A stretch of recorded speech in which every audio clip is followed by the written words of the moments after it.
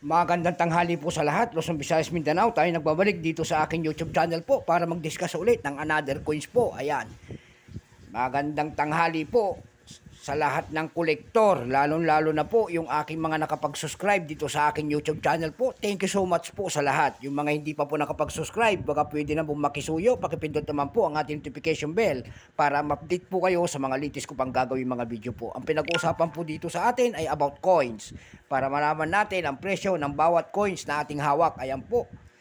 At ang mga senior citizen po, magandang tanghali po sa lahat. Ayan, ang pag-usapan po natin ay ang 5 pesos na nakapaloob. Ayan po.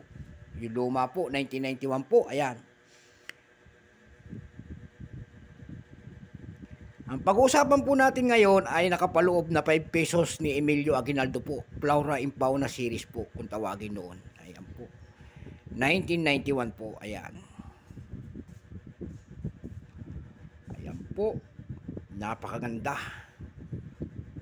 Napakakintab.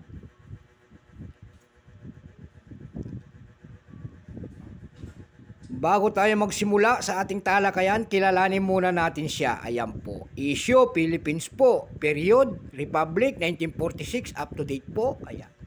Type, Standard Circulation Coins. Years, 1991 hanggang 1994.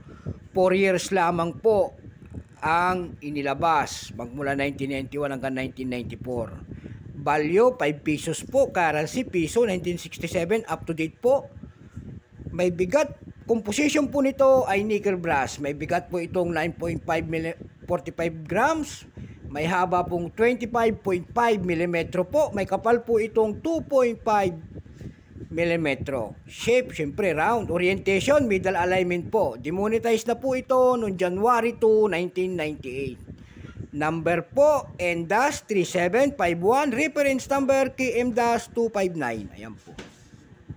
Makikita po natin dyan sa perang yan. Ayan po.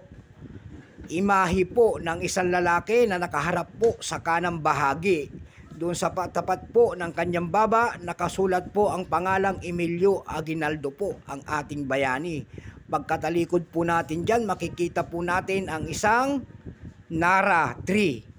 Kung tawagin yan po sa pangalan, Pityrocarpus indicus. Ayan, ang scientific name yan ay napakahirap. Ayan po. 1991 po, ayan.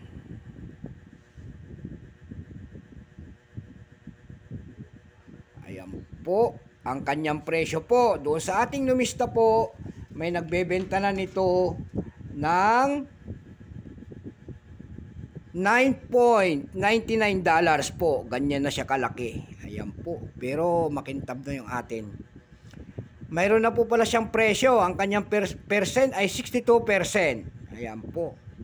Wala pa po siyang mintage kung ilang piraso ang ginawa ng ating Bangko Sentral. Doon sa numista wala nakalagay po, pero may grado na. May selling price na po itong ibinaba.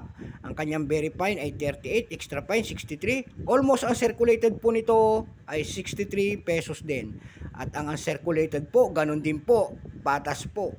Kaya itong aking coins napapabilang po doon sa almost uncirculated po ito. Napakaganda, napakakintab.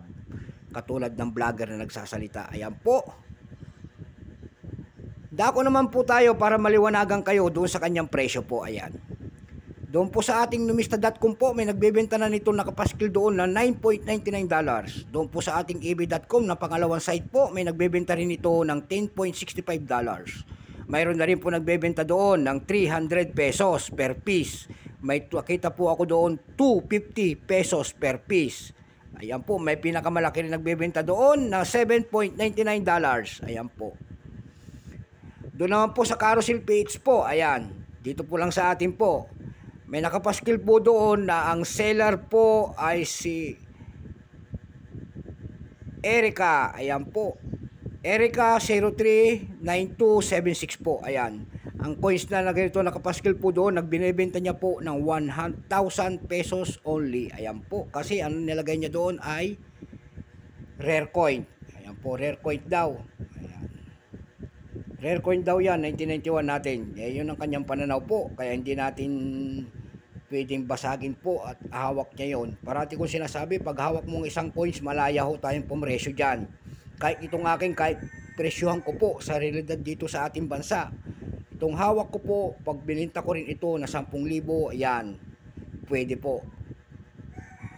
Doon naman po, may nakita naman po ako doon na nagbebenta ng 1991 hanggang 1992 po, 2 piraso po ay pinresyohan niya ng 1 to 34 pesos. Ayan, ganyan siya katindi.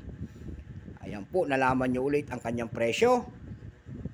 Ayan, so hanggang dito na lamang po, Luzon, Visayas, Mindanao, kung saan kayong panig ng mundo po. Thank you so much po sa aking mga subscriber po. Ngayon po, yung mga hindi pa po nakapag-subscribe, pag gusto nyo po ang ganitong mga topic, nakikisuyo lamang po, pakipindot naman po ang subscribe button.